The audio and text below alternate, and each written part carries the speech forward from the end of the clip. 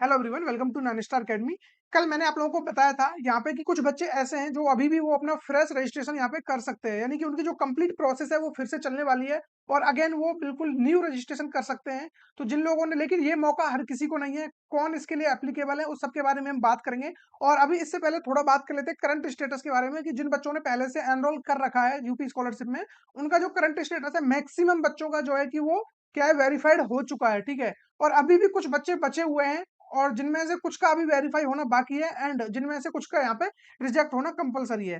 ठीक है। तो वेरीफाई किन लोगों का होगा उसका हमें ऑलमोस्ट पता है। मैंने आप लोगों को बता दिया था कि जिनके में भी यहाँ पे pending at district level scholarship committee आ रहा है उन लोगों का ये वेरीफाई हो जाएगा। और जिनके में कोई ना कोई प्रॉब्लम था, यानी कि करेक्शन था और टाइम रहते हुए उन लोगों ने करेक्शन नहीं किया था, तो उन लोगों का यहाँ पे ज्यादातर चांस है कि उनका यहाँ पे रिजेक्ट कर दिया जाएगा, क्योंकि आपने करेक्शन के टाइम पे करेक्शन नहीं किया तो उसकी वजह से वो रिजेक्ट किया जा सकता है। ठीक है। तो ये बात मैंने आप लोगों को बता दी थी पहले ही। और उसके अलावा कुछ बच्चे ऐसे हैं जिनका कोई करेक्शन नहीं था और उनका पेंडिंग है डिस्ट्रिक्ट स्कॉलरशिप कमेटी है, तो उनका यानी कि हो सकता है कि आज शाम तक जो भी करंट स्टेटस है वो उनको वेरीफाई होता दिख जाए।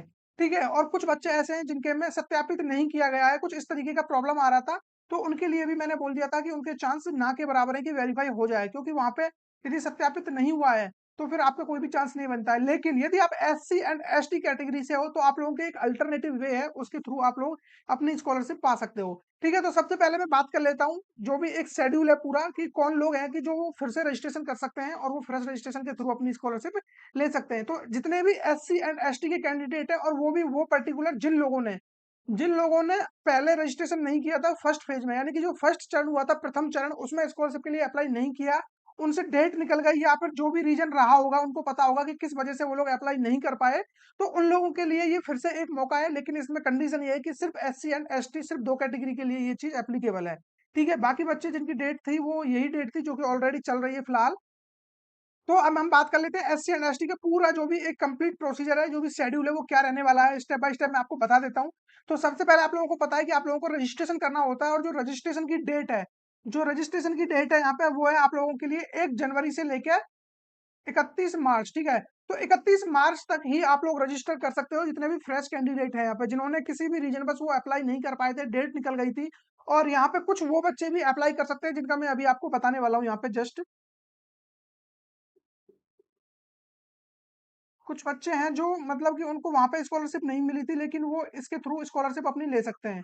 उनमें से यानी कि मैं बात करूं, देखिए, एक तो ये वाला स्टेटस है जिनके में भी ये वाला प्रॉब्लम आ रहा है, आप लोग देख पा रहे होंगे कि ऑनलाइन हस्ताक्षर के थ्रू जो भी है सत्यापित नहीं किया गया है। ठीक है।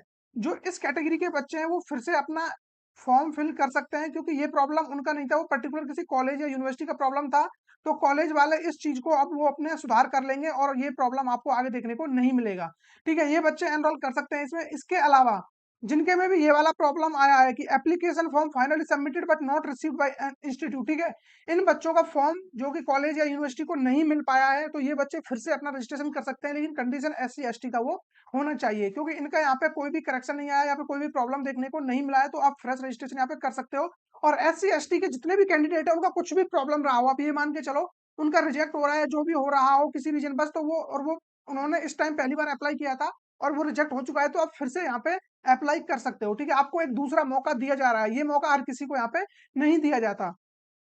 ठीक है। तो इसका हम पहले पूरा बात कर लेते हैं शेड्यूल की। तो आप 31 मार्च तक यहाँ पे रजिस्ट्रेशन कर सकते हो, उसके बाद आप रजिस्ट्रेशन यहाँ पे नहीं कर पाओगे। ठीक है। तो उससे पहले पहले आपको रजिस्ट्रेशन करना कंपलसरी है। उसके बाद जो हमारे पास डेट रहने वाली है, जो इंपॉर्टेंट डेट है, वो हमारे पास है उसके बाद 3 अप्रैल 2024, यानी कि जो आप फाइनल प्रिंट आउट निकालोगे। ठीक है। फाइनल प्रिंट आउट, अब देखिए, आप जो रजिस्ट्रेशन करते हो, रजिस्ट्रेशन करते समय आप उसको लॉक मत करो जब तक।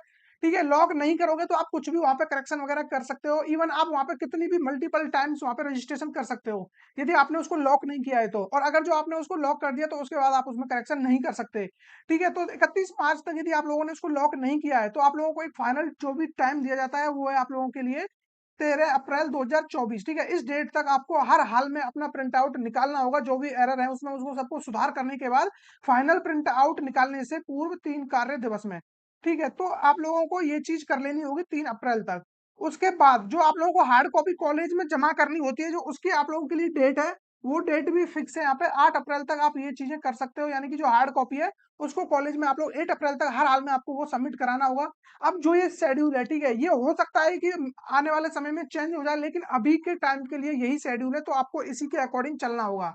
इसके बाद कोई भी चीज़ें होती है या अपडेट होता है, तो मैं आप लोगों को तुरंत यहाँ पे अपडेट कर दूँगा, और उसके लिए आप लोग मुझसे थोड़ा जुड़े रहना, और उसके लिए चैनल को सब्सक्राइब करके रखना, क्योंकि मैक्सिमम बच्चे क्या है कि यहाँ पे वो लोग देख तो रहे हैं, लेकिन काफ़ी बच्चे हैं जो कि सब्सक्राइब नहीं कर रहे हैं, और जो लोग कर रहे हैं वो बहुत-बहुत, मतलब उन लोगों के लिए बहुत-बहुत धन्यवाद मेरी तरफ से कि वो इतना सपोर्ट कर रहे हैं, और उसी सपोर्ट की वजह से हम लोगों को इतना मोटिवेशन आता है कि आप लोगों के लिए कुछ ना नया लेके आया जाए, या फिर आपकी प्रॉब्लम को कोई ना कोई सॉल्यूशन यहाँ पे निकाला जाए। ठीक है, ये हार्ड कॉपी की बात हो गई।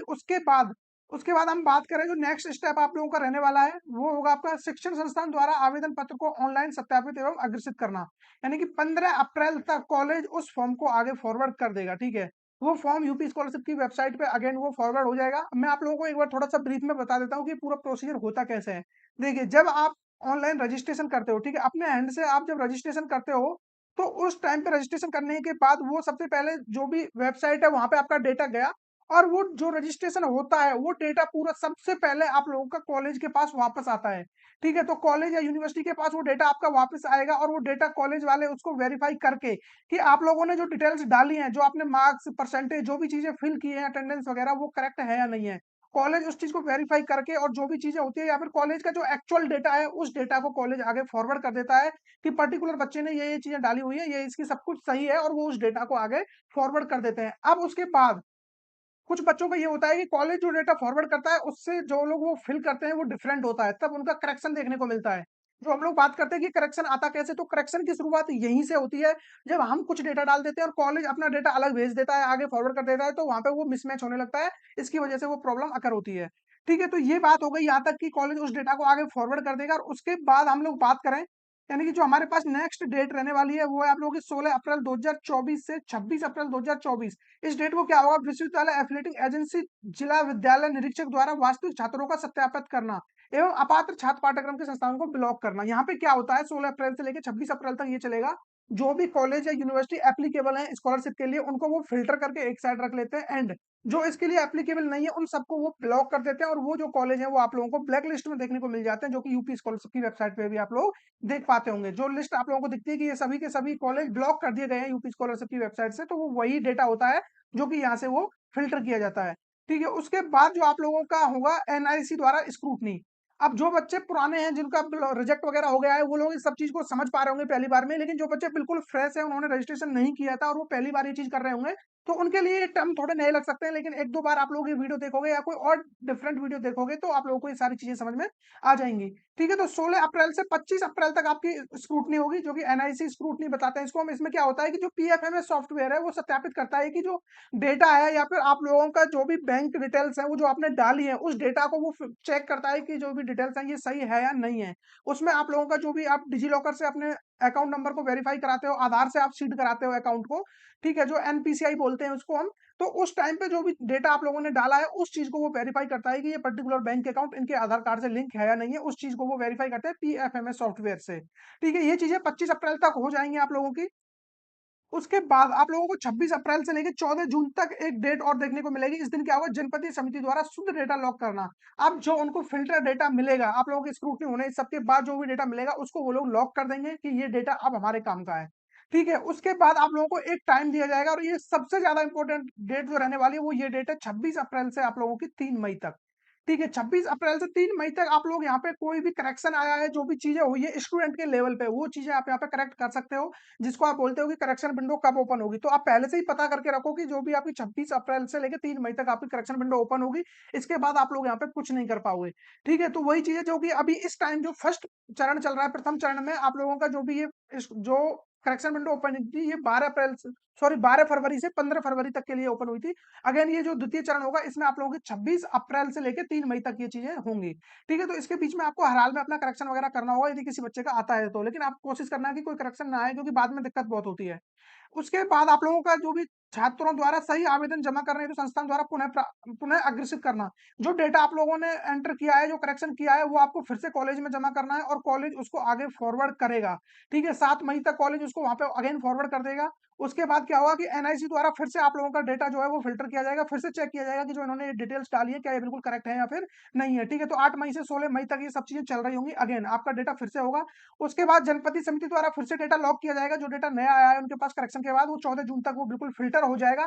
उसके बाद जो फाइनल स्टेप बचता है मांग सृजन, यानी कि 18 जून 2024 तक जो भी स्कॉलरशिप कमेटी है वो गवर्नमेंट से डिमांड करेगी कि पर्टिकुलर इतने बच्चे हुए हैं स्कॉलरशिप के लिए एलिजिबल, तो इन लोगों के लिए जितना भी फंड बनता है वो आप हम लोगों को दे दीजिए, क्योंकि उन लोगों का वो डिस्ट्रीब्यूट करना है। और उसके बाद जो फाइनल डेट रहने वाली है द्वितीय चरण की, वो है 28 जून 2024 तक आप लोगों को स्कॉलरशिप आपके अकाउंट में आ जाएगी। यानी कि जो स्कॉलरशिप डिस्ट्रीब्यूट होगी वो आप लोगों की लगभग 18 जून से लेके 28 जून, आपको 10 दिन का टाइम मिलेगा इन 10 डेज में। यानी कि 18 जून से, आप इस डेट को याद रखना, जो आपकी स्कॉलरशिप मिलेगी आपको 18 जून से लेकर 28 जून। ठीक है, ये डेट आप लोगों के लिए इंपॉर्टेंट रहने वाली है।